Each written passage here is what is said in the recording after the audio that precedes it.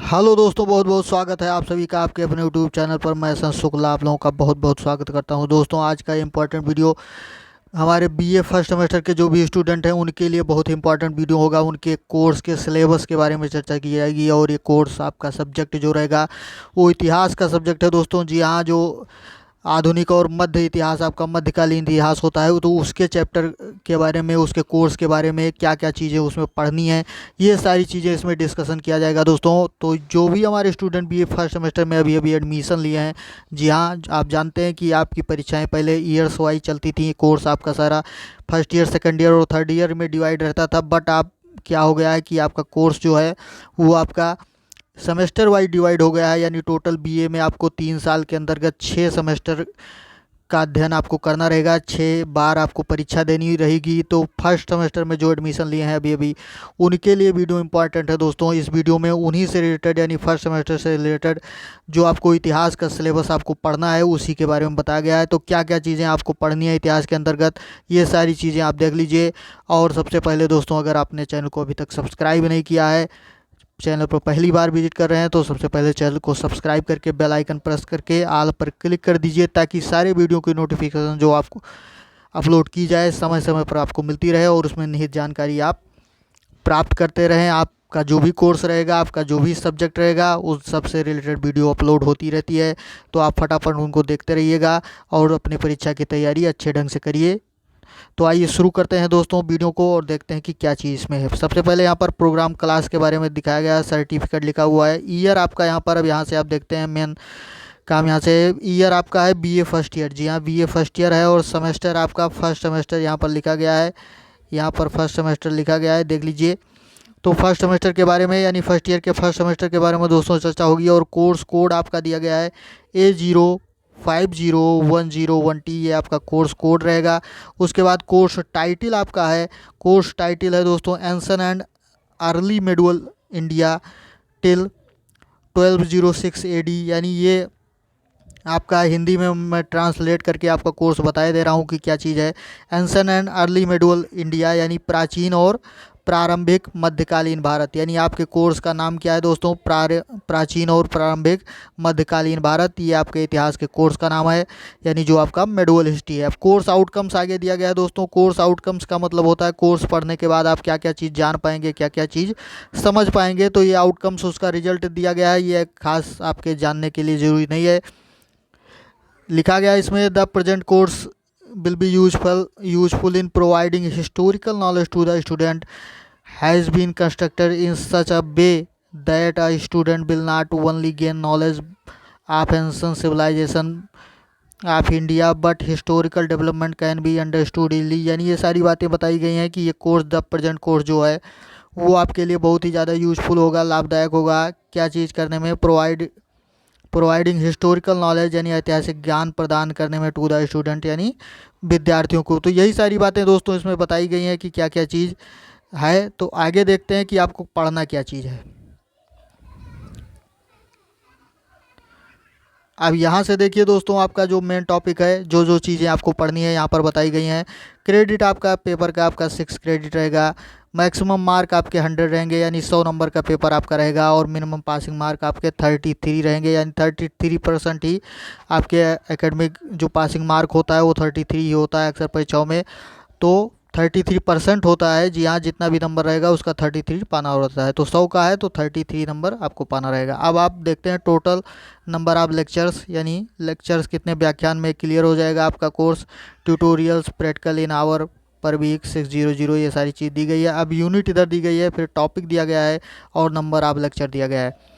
यानी आप जानते हैं कि आपका सारा कोर्स है, जितने भी कोर्स के सिलेबस अपलोड किए गए हैं, जो भी सब्जेक्ट के सिलेबस अपलोड किए गए हैं अभी तक आप लोग देख चुके होंगे कि सारा जो कोर्स आपका है, सारा सब्जेक्ट का कोर्स जो है वो 8 यूनिट में डिवाइड किया गया है। जी हाँ दोस्तों, कितने यूनिट में? 8 यूनिट में आपका पूरा कोर्स ये 8 यूनिट के अंतर्गत डिवाइड किया गया है। तो एक एक यूनिट के अंतर्गत क्या क्या चीज़ पढ़ना है फटाफट देखते चलिए। ये कोर्स भी आपका यानी इतिहास का कोर्स भी आपका 8 इकाई में, यूनिट का मतलब इकाई, 8 इकाई में डिवाइड किया गया है। पहली यूनिट आपकी है इंट्रोडक्शन टू एंशन हिस्ट्री, यानी प्राचीन इतिहास का परिचय। कल्चर एंड ट्रेडिशन यानी सभ्यता और संस्कृति। एमिनेंट हिस्टोरियन ऑफ इंडिया अब एक एक टॉपिक समझते चलिए हिंदी में। यानी पहला टॉपिक है Indian, introduction to ancient history culture and tradition, यानी प्राचीन इतिहास की संस्कृति और सभ्यता का क्या है दोस्तों, परिचय। यानी प्राचीन इतिहास, संस्कृति और सभ्यता का परिचय आपका पहला टॉपिक रहेगा। दूसरा टॉपिक इसी में है इमिनेंट हिस्टोरियन ऑफ इंडिया।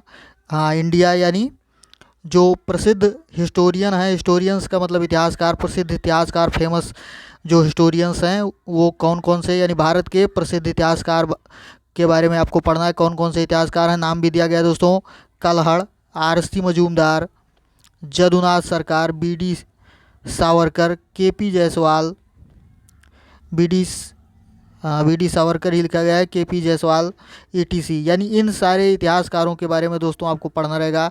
कौन कौन से, कलहड़,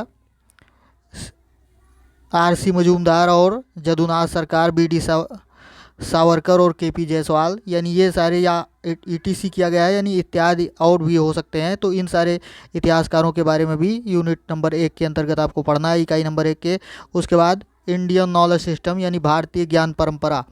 जी हाँ, अगला टॉपिक इसी में आपको क्या पढ़ना रहेगा, भारतीय ज्ञान परंपरा आपको पढ़नी रहेगी। फिर short brief history of pre historian age, यानी प्रारंभिक इतिहास युग का आपको क्या पढ़ना है, संक्षिप्त इतिहास पढ़ना है। यानी प्रारंभिक ऐतिहासिक युग का क्या पढ़ना है दोस्तों, संक्षिप्त इतिहास पढ़ना रहेगा। अगला टॉपिक इसी में यानी यूनिट नंबर 1 के अंतर्गत ही पढ़ना रहेगा। अब उसके बाद देखते हैं दोस्तों कि और क्या क्या चीज़ें आपको पढ़नी है। अब यूनिट नंबर 2 पर आते हैं, यानी फर्स्ट यूनिट आपका क्लियर हो जाता है।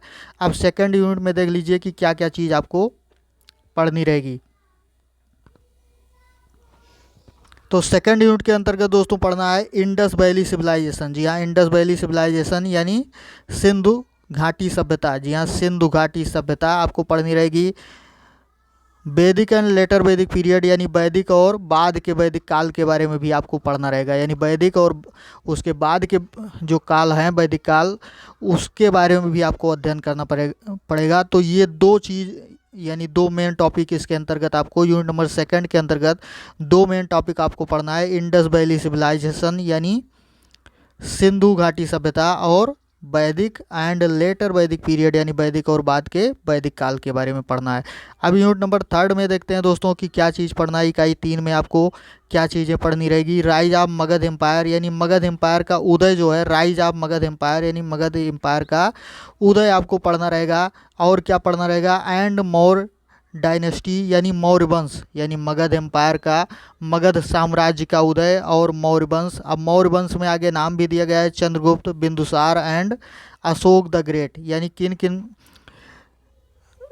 राजाओं के बारे में, किन किन के बारे में आपको पढ़ना रहेगा, कौन कौन से, चंद्रगुप्त, बिंदुसार और अशोक द ग्रेट यानी अशोक महान के बारे में। यानी इन सारे राजाओं के बारे में आपको पढ़ना रहेगा। मौर्य वंश के लोग थे, यानी मौर्य वंश के Chandragupta Maurya, Bindusara and Ashoka the great, यानी ये सारे मौर्य वंश से रिलेटेड थे। तो इनके बारे में आपको पढ़ना रहेगा। और आगे क्या पढ़ना है, कौटिल्य एंड हिज अर्थशास्त्र, यानी कौटिल्य और उनका अर्थशास्त्र। आप जानते हैं कि अर्थशास्त्र जो बहुत प्रसिद्ध पुस्तक थी, उसके रचनाकार जो थे कौटिल्य या चाणक्य, जो भी आप कह सकते हैं। तो दोस्तों उनके बारे में आपको पढ़ना रहेगा। और फिर यूनिट नंबर आपको पढ़ना रहेगा यूनिट नंबर 4 के बारे में, यानी 3 यूनिट क्लियर होने के बाद 4th नंबर यूनिट में आप क्या पढ़ेंगे देख लीजिए।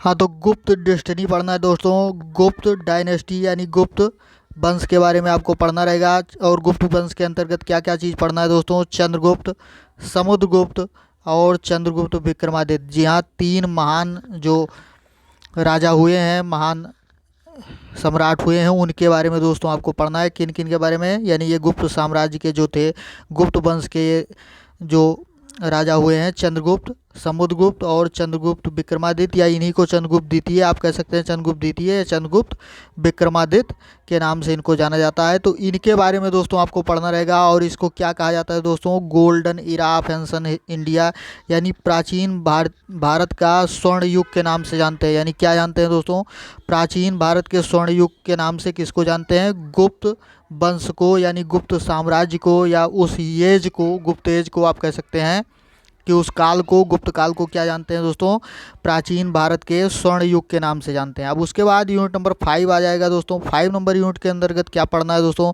As of Harshavardhana and rise of Rajput state, यानी हर्षवर्धन के काल को पढ़ना है, यानी हर्षवर्धन का काल आपको पढ़ना है। और फिर हर्षवर्धन के बारे में दोस्तों जानते हैं, बहुत महान सम्राट थे हर्षवर्धन। और उसके बाद राइज ऑफ राजपूत स्टेट, यानी राजपूत स्टेट, राजपूत राज्यों का उदय कैसे हुआ और उसमें कौन कौन से राजपूत राज्य थे या कौन कौन से वंश हुए, तो इसके बारे में आपको पढ़ना है। प्रतिहार वंश, चालुक्य वंश, परमार एंड चौहान वंश, यानी इन 4 वंशों के बारे में आपको पढ़ना है, यानी राजपूत युग के या राजपूत 4 वंशों के बारे में आपको अध्ययन करना है, जिसमें 4 ये प्रमुख आपके रहेंगे। कौन कौन से? प्रतिहार, चालुक्य, परमार और चौहान वंश। उसके बाद में दोस्तों यूनिट नंबर 6 नंबर यूनिट के अंतर्गत क्या पढ़ना है दोस्तों? Rise of feudalism in India, यानी rise of feudalism in India, यानी भारत में सामंतवाद का उदय। भारत में सामंतवाद का उदय कब हुआ, कैसे हुआ, या उसकी विशेषताएं क्या थीं, ये सारी चीज़ आप समझेंगे यूनिट नंबर 6 के अंतर्गत। उसके बाद दोस्तों यूनिट नंबर 7 आपका आ जाएगा, और 7 नंबर यूनिट के अंतर्गत क्या पढ़ेंगे आगे देखते हैं दोस्तों।